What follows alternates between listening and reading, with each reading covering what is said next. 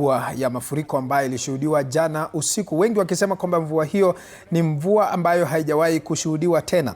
Zaidi ya watu 5 wamesombwa na maji katika mto wa Kwamusui, eneo la Sultan Hamud katika kaunti ya Makueni. Maafa hayo yametokea baada ya mto huo kufurika kutokana na mvua ya gharika inayozidi kushuhudiwa katika sehemu mbalimbali nchini. Mvua hiyo imekuwa ikinyesha kwa takriban wiki 2 kufikia sasa.